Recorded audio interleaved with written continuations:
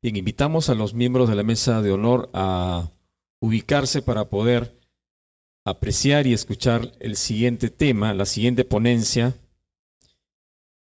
titulada Retos para el financiamiento del aseguramiento universal en salud en el Perú. Esta ponencia estará a cargo del economista Augusto Portocarrero, director general de la Oficina General de Planeamiento y Presupuesto del Ministerio de Salud.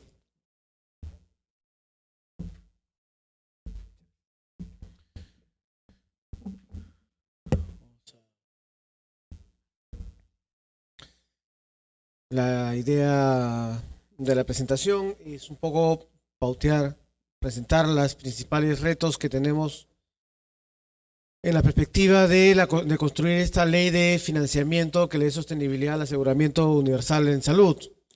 Entonces, y queremos tener, digamos, bien marcado estos retos en la lógica de lo que significa un poco la historia, porque, digamos, esta no es que el aseguramiento nazca de la noche a la mañana como una necesidad o como una preocupación. En el país, y hay que mirar un poco hacia atrás para entender hacia dónde vamos, entre los años 50 y 70 se dio un proceso en el cual los grupos oligárquicos van perdiendo peso en el país hasta que finalmente en el 68, con el golpe de Velasco, se termina de darle fin a ese proceso de gobiernos de la oligarquía. El proceso ha tenido etapas claras entre el 30 y el 68 y entre el 68 y el 75. Sin embargo, a pesar de estos diferentes comportamientos que pudo haber tenido entre el 30 y el 68, un proceso más negociado, más digamos, entre los grupos de clase media que surgían y su representación política y la oligarquía entre el 68 y el 75 fue más bien de cambios radicales. A pesar de estos dos diferentes escenarios, lo cierto es que grandes sectores del país no fueron incorporados. El problema no queda en el 75. Ya el grupo que hace las memorias, hace la Comisión de la Verdad, de Reconciliación, post el conflicto que ha vivido el país, una de las primeras cosas que encuentra es que gran parte de la población no se encuentra ni siquiera con DNI. No es incorporada a la nación como tal, y en ese sentido hay todavía una tarea inconclusa por desarrollar. En temas de salud, esto implica que mucha gente aún no puede acceder a la salud, sea por falta de DNI, sea por falta del dinero, sea por falta de que haya la suficiente oferta de servicios en la zona en la que vive. Aunque ha bajado sustancialmente del 24%, por ejemplo, el tema del dinero de 2004 al 15, en promedio nacional,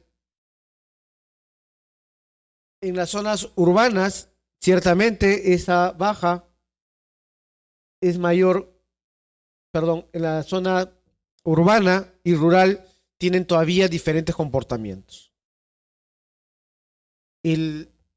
Todavía hay un país urbano muy marcado, diferenciado de un país rural que tenemos que entrar a trabajar, porque justamente en ese país rural donde los problemas de accesibilidad son mucho mayores.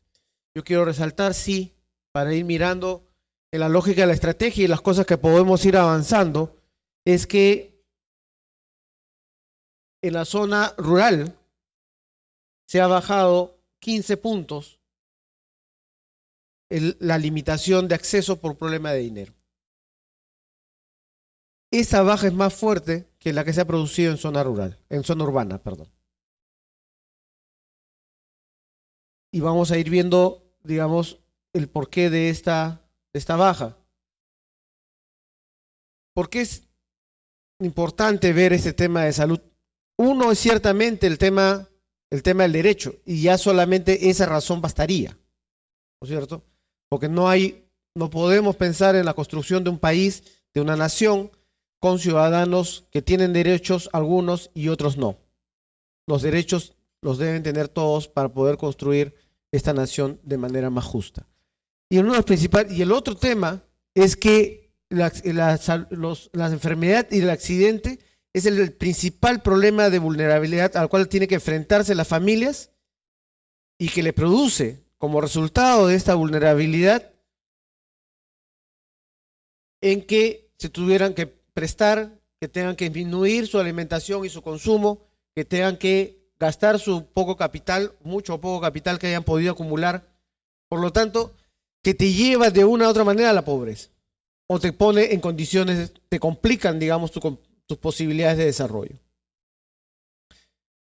Entonces, si queremos hablar, y estamos hablando en los últimos años que se ha reducido la pobreza, para hacerlo sostenible, ese pase de la gente que ha salido de la pobreza a la no pobreza, digamos, por no plantear la palabra de riqueza en estos espacios, pero para hacerlo sostenible es necesario que esas familias que han salido recién de la pobreza tengan años de acumulación, que puedan adquirir casas, educación, ¿no es cierto?, para que puedan ser sostenibles su salida de la pobreza. La enfermedad rápidamente los puede volver. Y ese es un tema que tenemos que, si queremos hablar de un país que sale de la pobreza en el largo plazo, tiene que tener solucionado el tema de la salud o ir solucionando el tema de la salud, porque eso es un factor que puede rápidamente revertir lo avanzado para estas familias. Ciertamente hay un cambio a lo largo de estos años. El grupo con seguro ha ido creciendo y ahora es mayor el número de gente que tiene seguro de la que no la tiene, pero aún es insuficiente. Este proceso se ha dado más en las zonas, esta es la zona urbana. Vemos una pendiente en promedio de 17, ha pasado de 17.4 a 21.2, menos marcada que la que se ha dado en zonas rurales, que ha pasado de 14.9 a 33.8 de personas con. Y esto es fundamentalmente por la incorporación del SIS, del Seguro Integral de Salud. Es decir, el mayor aseguramiento en el país ha venido fundamentalmente por el incremento, por la cobertura que ha tenido el Seguro Integral de Salud, que es el seguro subsidiado. Esto es el seguro que está financiado totalmente por el Estado, por Tesoro Público en este momento, y que se financia regularmente con los presupuestos que el año a año se asignan de presupuesto público. Entonces, la estrategia del aseguramiento vía la ampliación, vía la incorporación de los sectores pobres con el financiamiento público ha sido el que ha sostenido en los últimos años esta mayor incorporación del aseguramiento, esta mayor incorporación de gente con acceso a los servicios. Ciertamente, si uno va a los detalles, el estar asegurado no le garantiza la atención, pero ciertamente la barrera, una primera barrera ha sido solucionada. Y eso hay que también tener en cuenta, porque no basta con tener más gente en la lista con seguro, ¿no es cierto? Tenemos que garantizarles el servicio para que esa gente que tiene seguro pueda ser atendida. De otra manera, no nos explicaríamos por qué hay asegurados de unos que se atienden en otros servicios, o cómo es que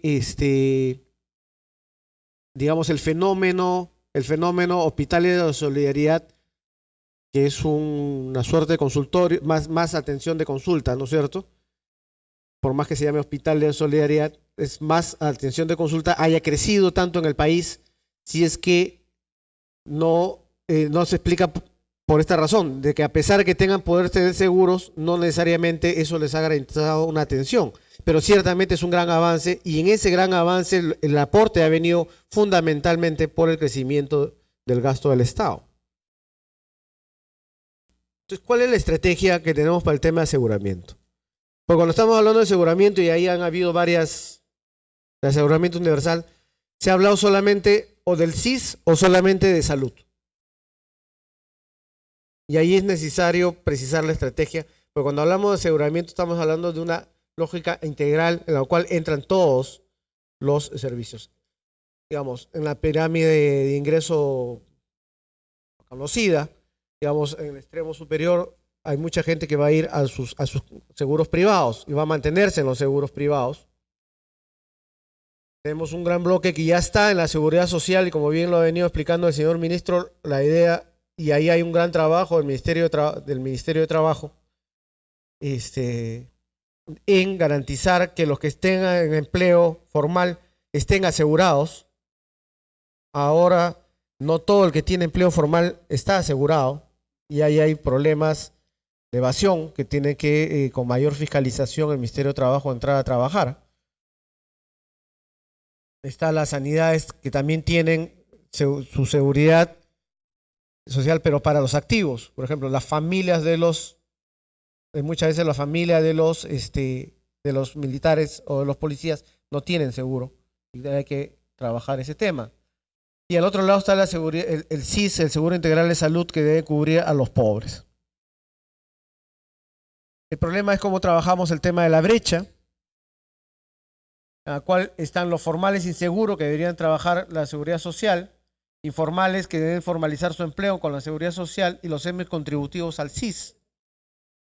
Y los pobres aún no cubiertos por el SIS, digamos, en hay todo el trabajo de con mayor financiamiento ir garantizando que se puedan asegurar y la política de la US busca, digamos, acelerar ese proceso. Ciertamente, y hay que tener en cuenta, como lo vamos a ver en un gráfico una figura más adelante, que estos grupos tienen cada quien su proveedores de servicios y que están fragmentados también. Y que ha producido en muchos casos que hospitales del gobierno regional, uno va al Cusco, el gobierno regional del Cusco, el hospital regional del Cusco y el hospital de la seguridad social están a un paso en mototaxi, digamos, ni siquiera pueden ir caminando si es que no están tan mal, pero están muy cerca.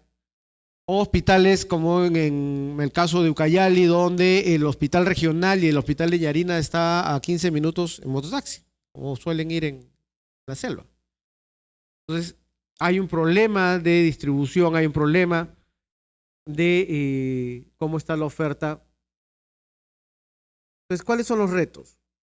Uno es crecer en términos de gasto. ¿No es cierto? Algunos dicen, digamos, en el debate internacional dice, hay que reducir el gasto, hay que acomodar el gasto. Pero claro, cuando se tiene 14% del PBI en gasto de salud, podríamos de repente pensar en ver cómo reordenamos, pero cuando estamos en 4, digamos, la figura no es la misma, ¿no es cierto? El punto de partida no es la misma y eso hay que tenerlo en cuenta. Hay además la decisión de los partidos políticos en el acuerdo con respecto al tema de salud de poder llegar además a por lo menos a este 7% que es el promedio latinoamericano. Esto es cómo se está financiando actualmente. Esperamos tener actualizadas nuestras cuentas nacionales al 2009 en un mes, terminando de cruzar las fuentes de información. Pero lo cierto es que ya hay la tendencia del gobierno a crecer en el gasto y se ha demostrado a través de la inversión que se ha hecho en el SIS y en los gobiernos regionales. Los hogares han ido reduciendo su participación y aquí también, digamos, tiene que ver en parte el tema del aseguramiento que ha crecido, pero sigue siendo todavía importante para un país que ha mantenido niveles de pobreza de más cerca de la mitad de la población durante muchos años. Entonces, esto es un signo de inequidad que no deberíamos mantener. Al otro día hacía una presentación en una reunión de varios países también en Chile, en Santiago. Entonces, y me decían una foto, estábamos buscando una foto de cómo cuáles son los retos que tenemos. Cómo poder reducir a una sola lámina, porque como en estos eventos por más, siempre hay que acortar la presentación y yo decía, ese es el problema. ¿No? Entonces, el problema es que ciertamente tenemos muchos fondos manejándose, no siempre de la manera más eficiente, tenemos muchos proveedores desarticulados y finalmente la gente que finalmente termina yéndose a la farmacia a preguntarle al farmacéutico qué tomo. ¿No es cierto? Ese es, digamos, el resumen, si queremos presentar un resumen de los retos, están acá, en esta foto. Tenemos que ver cómo trabajamos el tema de tender a un fondo único, cómo trabajar, esa es la discusión, cómo trabajar a que podamos manejar de manera mucho más eficiente el tema de los recursos para que sean mejor utilizados. Hay un principio, digamos, una lógica que todo el mundo habla en seguro, con el seguro más grande, los riesgos se reducen. Entonces, se pueden trabajar entre ellos y ahí es una cosa que tenemos que ver, pero también tenemos que ver cómo articulamos, por lo menos, cómo integramos la oferta que existe para no estar en estas cosas que comentábamos, en tener hospitales y ofertas muy cercanas. O que, por ejemplo, si es que el problema en Huancavelica surge y uno de los proveedores no puede atenderlo, no tenga que venir hasta Lima. ¿No es cierto? Con todos los costos, no solamente los costos económicos, los costos culturales que eso implica. Porque esa persona tendrá que salir de su medio con algún familiar adicional, ¿no es cierto?, para atenderse, con todo el desarraigo que eso pueda muchas veces implicar. Ciertamente el gasto ha ido creciendo, no al ritmo que quisiéramos, pero ha ido creciendo. Esta aparente baja del 2011 en realidad es por la comparación, y eso, digamos, en la experiencia, por lo menos de los últimos 10 años, el presupuesto inicial siempre termina siendo menor al presupuesto que uno ha gastado durante el año, y eso se muestra un poco acá, esta ligera baja, pero en general cuando uno ve esto hay una tendencia creciente que esperamos sostener.